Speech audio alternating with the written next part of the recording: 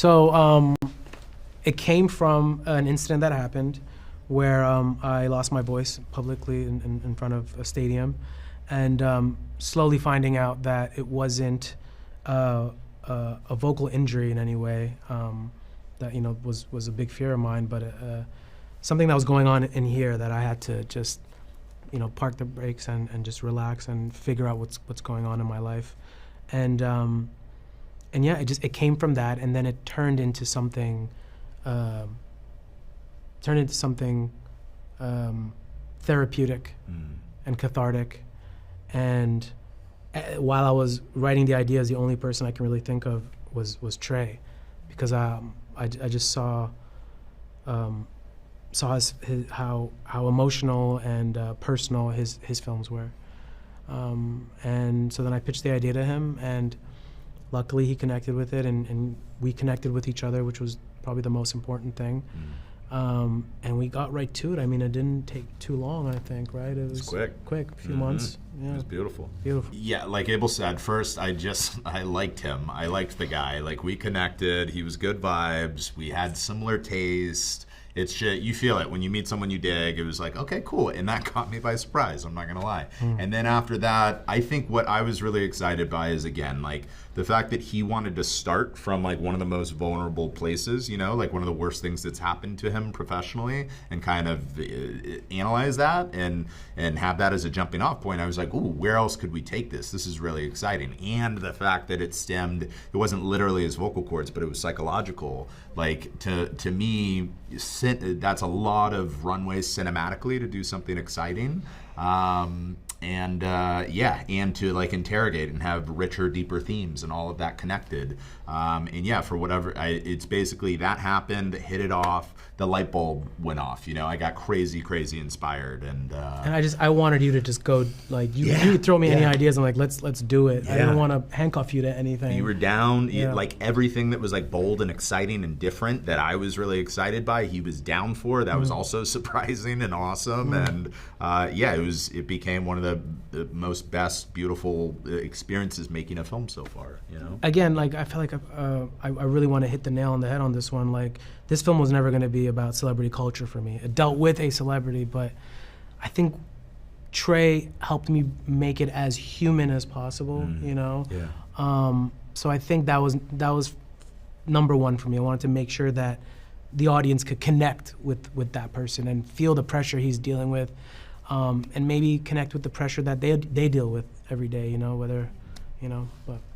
Yeah, I think too, for me, like on a, I'm attracted to interesting character studies where almost like the character can be their own worst enemy, and they got to wrestle their own demons and wrestle their own side. That's something I've had throughout my life, and I think it can make for compelling cinema. So I think that as a basis was really exciting. But then also, I wanted the movie to work in two levels, and if you want to interpret it in a certain way, maybe Jenna and Barry's characters are actually, a part of you, and maybe there's this whole dream analysis side running through the film. So I think it was really important for us, because that was never going to be a gotcha moment. Exactly. Right? Like, exactly. I think the way he was filming the movie, right away when you're watching it, it feels very subjective. Like, you're in the character's head, and it's kind of allowing the audience to come up with their own conclusion of that's what it is. It's not about are they the same people or not. It's just about going on this journey and seeing somebody face their issues and heal from it ultimately. Exactly. And my parents are both therapists, so like the idea of just like a movie that's ultimately really about self-reflection, like having to face yourself to grow as a human. It's just a compelling, rich thing for me thematically. Yeah. One thing I will say, I don't think I said this already, but we've spoken about all the time, but we wanted to kind of see the process of a song kind of being made psychologically. Not me actually making the song, but seeing how like these lyrics and these concepts come to life, and the themes come to life. So that that played a big part of it. I always use that Robert Altman "Long Goodbye" as a reference for this just one song you hear throughout the entire film, and you hear different iterations of it, like a pop version on the radio, or it's embedded in the score, or You know, he goes to Mexico and it's like this mariachi band playing it, and it's just, you hear the same song, you don't really hear the original, and I think for us it's like you hear DNA of the song being made from the genesis at the top of the film, and by the time you get to the end, you hear this melody and you're like, oh wow, this is the song that we've been hearing in the score throughout the entire film, and then finally it reveals itself at the end, and it tells the story ultimately of what the film's about.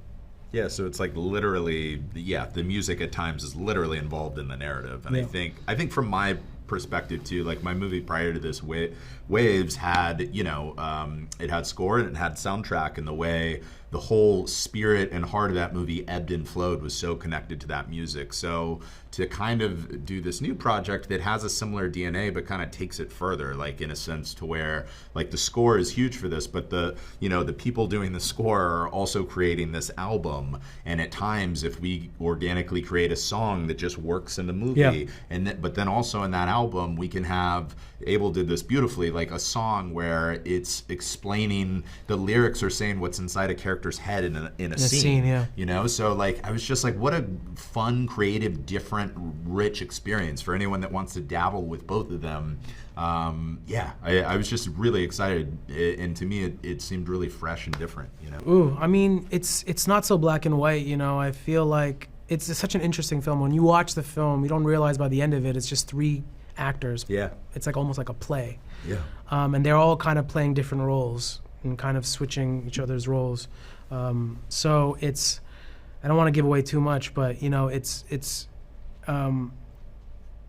is psychological and it is subjective, but there's also there's two storylines being told at the same time. You have the linear one on the surface where I think people will connect to, and then by the end of it, make you come back and be like, oh, there's a whole other storyline happening. Yeah. And not to give away too much, but Trey had it all written down in the script. We just didn't spoon feed it to the audience, but it's there. Yeah. Yeah. Fun experiences. No, it was, well, what was fun about it, I'll say, was I got to work with, it felt like a family, you know, felt like we were able to be vulnerable and take each other as far as we emotionally can, and being safe with my scene partners anyway.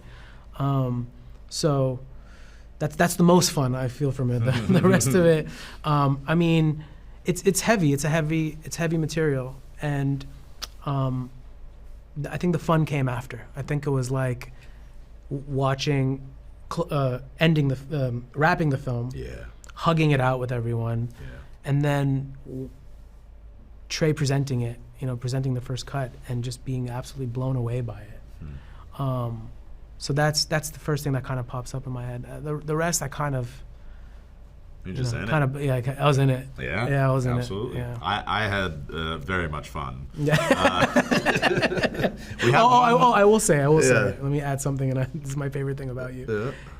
Very not-intrusive as a director. I like to call him like a cat. He's just like, you never know where Trey's gonna be during a scene. He's either like in a bathtub or like hiding under the table, and little monitor. Yeah, so I think the most fun for me is when a scene is cut and we're just like looking for Trey, and he's like upside down like a monitor. But yeah, that's a testament to him just kind of staying out the way and being in the scene too. Yeah, right? I don't know why. I never go to Video Village. I never watch like I like literally living on the set somewhere with you guys. I don't know why it makes me like, it puts me in the scene. You know? Yeah, you feel it. You feel the scene. The third act of the film is like all at the hotel, and like the first scene we shot with Jenna, I got like under the sink in the bathroom because there was no space. But then that became my lucky good juju spot. Yeah. And then for the rest of the filming, I was just under the sink. Just connecting, you know, touching them in some way. Yeah. I don't know how literal, you know, but it's just like it needs to. I think they'll leave feeling something, whether they love it or hate it. They'll definitely feel something, and it's such a singular vision that Trey's telling that it's just unapologetically original and fresh, and I don't think there's anything like it out there right now. That was the dream, and Yeah. I mean, I hope people go on the ride with it. I hope they go on the ride with it, and they're affected by it, and then really want to talk about it right after. Yeah. Like, what did we just go through? Conversation There's a is lot to key, talk yeah. about. So That's what I miss about going to the movies. Is like you Exactly, watch a dude. movie that, you know, whether you love it or hate it, you could just talk about it after. Exactly. And I think this film is definitely a conversation yeah, piece. Yeah. it's a goal. Well, actually, the music was inspired by the film. So the Okay. film was the genesis. Okay. And the idea, you know, the story was inspired by an incident that had happened to me a couple of years ago, loosely inspired. And, you know, I went through something kind of a little traumatic, performing and losing my voice in front of 80,000 people. And then quickly found out that it wasn't a physical injury, but a psychological injury. And yeah, that ended up kind of being the foundation of the tone of the film, really psychological. What drew me to the story was meeting Abel and hearing what happened to him and his ideas for this movie and liking the guy, just like really hitting it off and feeling connected to him. And then yeah, I just got crazy inspired. I think too, playing with subjectivity and headspace and what's real and what's not and dream logic. That was all very exciting because I already make subjective films, and every choice I make in a movie is to put the audience in the main character's headspace and make them feel how they feel. So I think you can naturally push things far if that's being honest to their headspace and emotion and soul in the film. So I think all of those things kind of came together and got me really, really excited about this. I think she represents the feminine piece of Abel's brain, kind of a bit that maybe his musical persona doesn't touch on as much, but is still obviously a huge part of any individual. Annie is very emotional and sensitive and in tune with Abel, and she sees that she's hurting, and she's hurting too because of him, so it's this weird kind of intertwined, almost persona-esque, just two becoming one, or two are already one. So it's definitely, her piece is strictly psychological, I would say. Honestly, it never really felt like I was playing myself. When I pitched the idea to Trey, I asked him if he can see himself in the script, and that was really important for us. So, you know, I was lucky enough for him to accept it, and we kind of traded traumas, and it was kind of like a therapy session between us, and it ended up being an actual fictional character, loosely based on, you know, a reality, but the film felt like a character I had to study and understand and kind of just put on this costume and then by the end of it take it off. But it was cathartic. It did feel personal, but I didn't feel like I was playing myself. For me, it was just really organic. I said it earlier, but like it just started with meeting each other, liking each other, hitting it off, and having like-minded taste and like-minded ideas and supporting those ideas and building it up. So it started at the writing stage, and it just pushed that way through production and post and everything. And I don't know. I just love to, I said it earlier, but like Abel's like me, like he doesn't want to just like settle for something. Like let's just settle for the first version or set. Like he wants to push and push and push and make something the best it can be. And that went from his character, it went to the film, it went to the music, it went to everything we did together. So yeah. Yeah, no, that's a good point. Honestly, I felt like we were challenging each other, and the whole time I'm thinking, well, we're making something experimental, something ambitious, that hopefully this can challenge the audience. And it just, you know, it's just what it felt like. It just felt like we were pushing each other, and Jenna was pushing, and it just felt like a real, I don't know, giant therapy session in the best way possible. Everybody was just so innovative and creative, and a lot of the shots that we were doing were unlike anything I've ever done before, so it just was incredibly exciting and thrilling. And Abel was so vulnerable in this film. It was so easy to work alongside of him because, I don't know, it's just, it was a good, fortunate connection thing where I didn't really feel like we had to struggle with any sort of chemistry. He's just a very warm person, and it was easy, and it was good, and it was, I'm really grateful for that time. Yes, vice versa, same thing, of course. But again, she is a master at her craft, and I was kind of like a, you know, little amateur actor. So what I noticed about her is that she's really patient, very patient, and cares about the scene, cares about my performance just as much as her own performance. And she cares about the writing, and she had incredible ideas, and it just really felt like a really, truly honest collaboration. That's what it really felt like. It felt like this was all of us. I was a huge fan of Trey's for a while. Don't know where to go. I was like, no, I was a huge fan of Trey's work for years, and especially his film Waves. It was very it wasn't a musical, but it was very musical. Yeah. Music was such a important character. So when Reza and I were coming up with the concept, the only person we could think of the entire time was Trey, because I knew I can trust him with music. Yeah. And the music in our film is such a massive character that we were able to, adjust it. I could send him demos, rough ideas, unfinished records, references that he would implement into the script. And another, cheat code with Trey is that he's an editor. So he's already hearing and seeing how the film's gonna look. So there was a lot of trust there. I can focus on being in front of the camera and later on working on the music and him implementing it masterfully. Thank you. You're a genius. But I agree, and I just love the way Abel handled it, because he didn't come to me and he was like, "Here's my album, now make a movie out of No. it."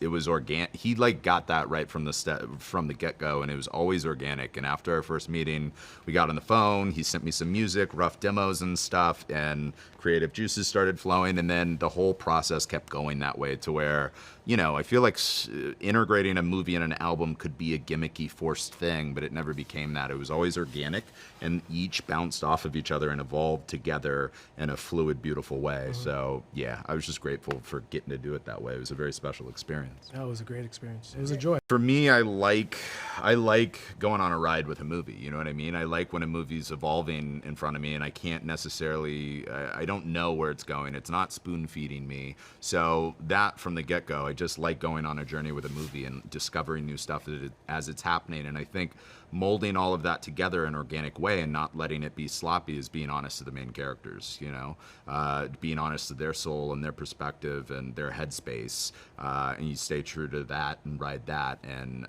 to me, hopefully, you get a very special experience. I don't know what I hope that they're feeling, but I truly can say from the friends and family that have seen it, from my experience working on it, anybody that I know that have seen this film, while their lifestyles or their lives or their experiences may be very different to Abel's, they can't help but resonate with that feeling. And we all know what it's like to feel lost. We all know what it's like to be scared of the future, to lose trust within yourself very quickly. So it's a very emotional film, and I hope that people are able to resonate with that side of themselves and allow themselves to, kind of open up and open up to the film.